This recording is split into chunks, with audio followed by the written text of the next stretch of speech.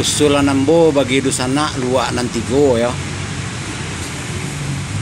Kalau mengaku luak nantigo silahkan saja, tetapi tolong dipertimbangkan untuk mengaku luak nantuo ya dusana ya. Jadi kalau dusana baca itu sejarah itu ya berdasar dah, ada rujukan, ada narasumbernya ya. Jadi sangat berdialog tuh bisa argumen tuh dibalik dengan secara logika ilmiah ya. Ada angka tahunnya itu kalau baca itu sejarah.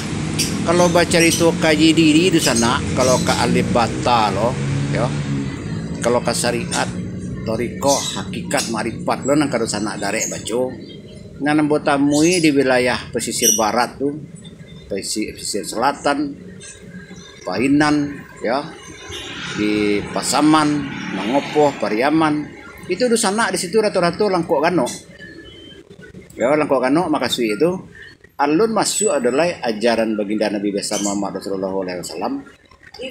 Beliau tuh nyolah ma'anut ilmu ya, mulai dari istilahnya ilmu dalam dinamika populasi manusia 20 sampai nabi.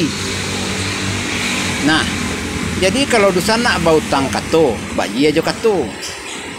Dusana bautang ilmu, bayi aja ilmu.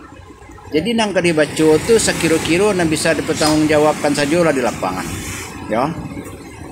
Kalau alun sanggup dusana darah dikacau, daging dilapah, jangan merasa lebih baik lo pada orang lain. Kau suruh nambo ke sana, ya. Makanya mau di bawah posisi selatan daerah pesisir pantai lah terutama, ya. Ada yang bisa dibuat dari sana waktu darah keluar ti oleh bulu, ada yang pakai 5 jari. Kalau alun sanggup sana adalah kira-kira agak-agak aja lah mengecek, ya. Kalau di sana membuat statement, pertanggungjawabkan statement tu. Sekali lagi ambo usulkan, kalau kamu mengaku luak nantigo, sekadar itu aja lah mengaku. Jangan dicoba-coba lo mengaku luak nantuo lah. Karena ada istilah sepanjang adat rami tapian dan mudo. Sebelum kampung rami dan nantuo, mudo rami di tapian dulu. Luak nantuo tu di sekitar pesisir barat. Tahap 2 populasi manusia, nanti sekapa Nabi Nuhnya sana. Dan ini menyebar ke seluruh muka bumi ke sekitar pantai nyeramikan dulu. Nah, ya sana.